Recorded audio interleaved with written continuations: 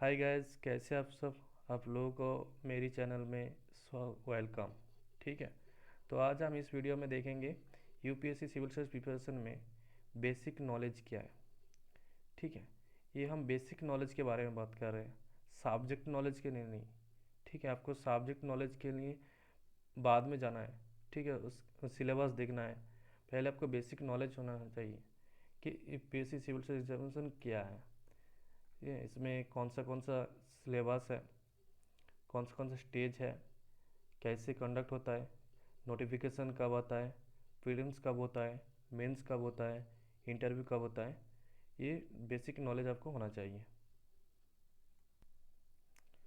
पहले देखेंगे UPSC examination, जो सिविल सर्विस एग्जामिनेशन है वो किसके द्वारा लिया जाता है। यूपीएससी के द्वारा। यूपीएससी का फुल नेम है यूनियन पब्लिक सर्विस कमीशन। वो यूपीएससी का जो सिविल सर्विस एग्जामिनेशन है वो कंडक्ट कराता है। तो इसका नोटिफिकेशन आता है 2 फेब को हर साल। ठीक है, और उसी दिन से फॉर्म फिलअप स्टार्ट हो जाता है, और फॉर्म फिलअप का लास्ट डेट रहता है 2 फेब को, उसी साल का 2 फेब को। तो इसमें आप देखेंगे टोटल 20 दिन का गैप रहता है, उसके अंदर आपको फॉर्म फिलअप करना है। ठीक है, ऑप्शनल चूज़ करना है। आपका जो पूरा बेसिक डिटेल्स है उसमें आपको इस 20 दिनों में अंदर करना है।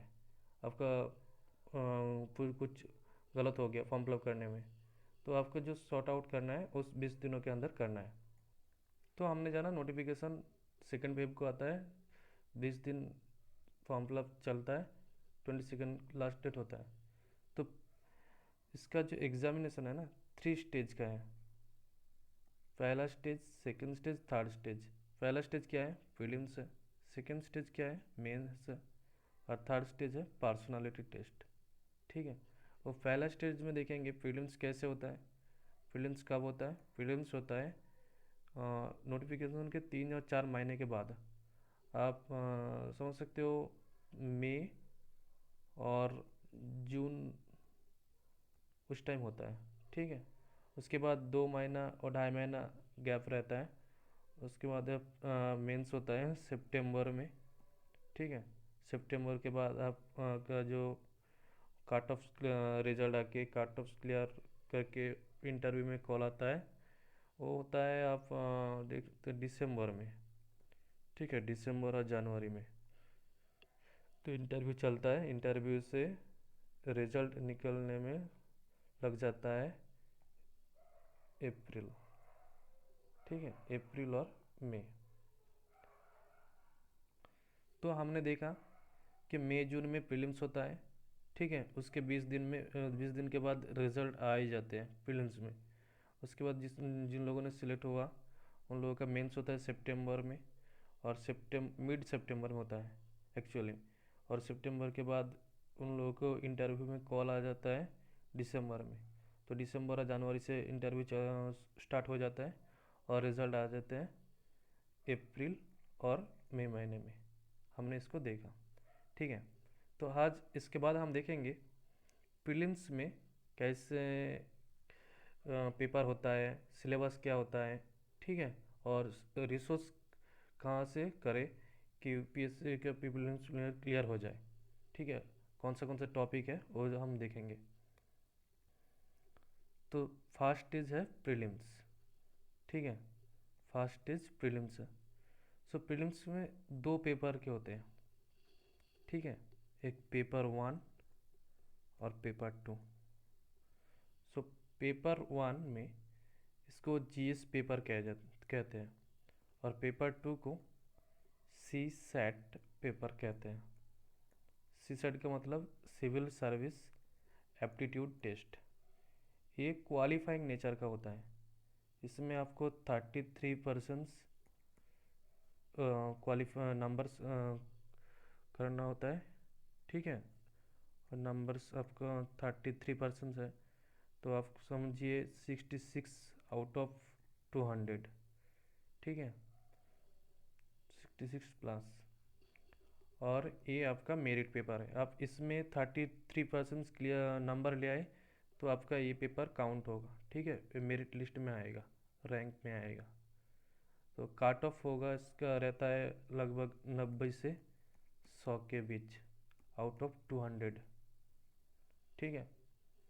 तो ये आपका बेसिक फ्रेमवर्क है प्रीलिम्स के।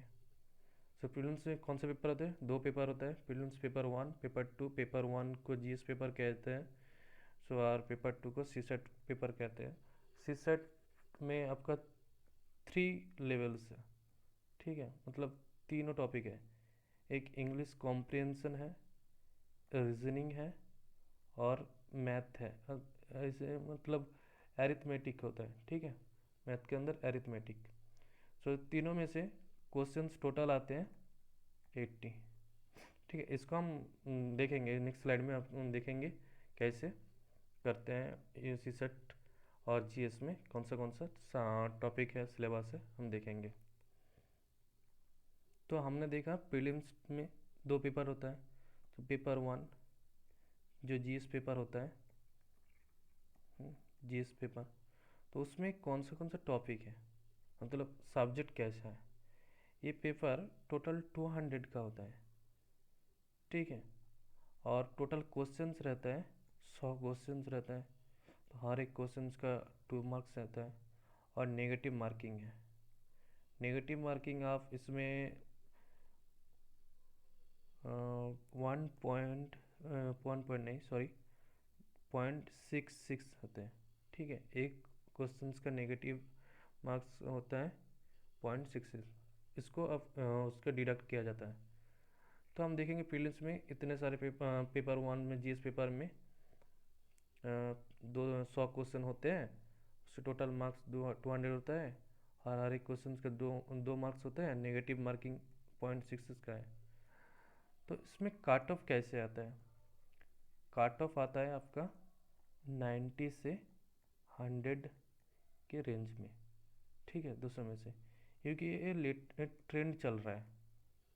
लास्ट 5 या 6 साल का आप देख लीजिए कि लास्ट 5 या 6 साल में ये ट्रेंड चला है, 90 से 100 के बीच काट ऑफ रहता है। सो हमने देखा, नंबर्स तो देख लिया, नंबर पैटर्न्स देख लिया। तो हम देखते हैं कौन सा टॉपिक है प्रीलिम्स में, प्रीलिम्स के जीएस पेपर में, ठीक है। पहले है करंट अफेयर्स। करंट अफेयर्स में आप नेशनल प्लस इंटरनेशनल, ठीक है। उसके बाद आता है हिस्ट्री। हिस्ट्री का तीनों पार्ट है, एंशियंट, मेडिवल एंड मॉडर्न, ठीक है। ज्योग्राफी है, उसके बाद आप एनवायरनमेंट है। ज्योग्राफी में आप देख सकते हो दो पार्ट होता है, एक इंडिया प्लस वर्ल्ड। उसके बाद हम देखेंगे पॉलिटी। पॉलिटी देखेंगे क्योंकि पॉलिटी जीएस के पार्ट होता है, ठीक है। पॉलिटी में इंडियन पॉलिटी है प्लस कॉन्स्टिट्यूशंस है। उसके बाद हम देखेंगे इकोनॉमिक्स। इकोनॉमिक्स में इंडियन इकोनॉमिक्स है और मैक्रो इकोनॉमिक्स है। माइक्रो कम है पर आपका बेसिक क्लियर करने में हेल्प करेगा, ठीक है। बेसिक क्लियर करने के लिए आपको माइक्रो इकोनॉमी और मैक्रो इकोनॉमी दोनों जानना जरूरी है। ये जैसे होता है हिस्ट्री, पॉलिटी, जियोग्राफी, एनवायरनमेंट। उसके बाद आते हैं साइंस एंड टेक्नोलॉजी, ठीक, साइंस एंड टेक, ठीक। साइंस हेल्थ इसके अंदर आता है। सो हमने देखा बहुत सारे टॉपिक्स है, सब्जेक्ट्स है इसके अंदर जुड़ा हुआ है। तो हम लोगों को ये कैसे डील करें कि इसका सोर्स कैसे होना चाहिए कि इसको इजीली कवर किया जा सकता है। तो नेक्स्ट देखेंगे हम इसका रिसोर्स क्या है। और जीएस का रिसोर्स, ठीक है। पॉलिटी के लिए, पॉलिटी के लिए आप बिगिनर्स हो, ठीक है, आपके पॉलिटी के बारे में कुछ नहीं पता, ठीक है, इंडियन पॉलिटी के बारे में कुछ नहीं पता, तो आप एनसीईआरटी से शुरू कर सकते हो। ठीक है, आप एनसीईआरटी के जो है बुक है इंडियन कॉन्स्टिट्यूशंस एट वर्क, ठीक है, वो आप यूज़ कर सकते हो। प्लस आप उस एडवांस बुक के लिए लक्ष्मीकांत, ठीक है, लक्ष्मीकांत यूपीएससी का बाइबल है। ठीक है, पॉलिटिकली ये दो बुक सफिशियंट है, क्योंकि आपको रिसोर्स लिमिटेड रखना है, ये आपको दिमाग में होना चाहिए। ठीक है, इकोनॉमिक्स के लिए आप N C E R T का 11+12 जो बुक्स है वो आपका बेसिक्स क्लियर करने में इम्पॉर्टेंट है। ठीक है, उसके बाद आप बजट पढ़ सकते हो, उसके साथ बजट प्लस इकोनॉमिक सर्वे, ठीक है, प्लस न्यूज़पेपर। इकोनॉमिक्स हो गया। उसके बाद हिस्ट्री में आप मॉडर्न हिस्ट्री देखेंगे। मॉडर्न हिस्ट्री को डील करने के लिए आपको स्पेक्ट्रम का बुक जरूरी है। ठीक है, स्पेक्ट्रम राजीव आगिर सर का स्पेक्ट्रम, ये सेकेंड बाइबल कहा जाता है, मैं बोलूँ, क्योंकि आपका यूपीएससी के प्रीलिम्स क्लियर एग्ज़ाम करना है। ठीक है, प्रीलिम्स एग्ज़ाम क्लियर करना है तो स्पेक्ट्रम मस्ट है मॉडर्न हिस्ट्री के लिए, और पॉलिटी के लिए मैं कहूँगा लक्ष्मीकांत। ठीक है, नेक्स्ट हम देखेंगे एंशियंट प्लस मेडिवल हिस्ट्री और आर्ट एंड कल्चर के लिए आप एंशियंट और मेडिवल हिस्ट्री का जो बुक है एनसीईआरटी का वो आप पढ़ सकते हो। आपका बेसिक क्लियर नहीं था, आप 10th स्टैंडर्ड से शुरू कर सकते हो। 9, 10 प्लस 11, 12 का बुक आपका बेसिक्स क्लियर करने में हेल्प करेगा। उसके बाद आप फाइन आर्ट्स जो एनसीईआरटी का बुक है आप पढ़ सकते हो वहाँ से। ठीक है, उसके बाद हम देखेंगे जियोग्राफी।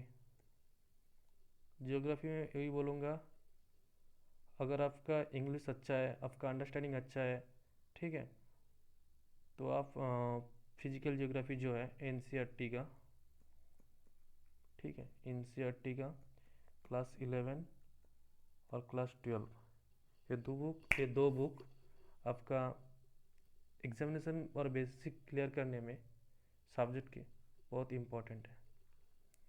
उसके बाद हम देखेंगे, ठीक है, इसके बाद आप जियोग्राफी के लिए आप तो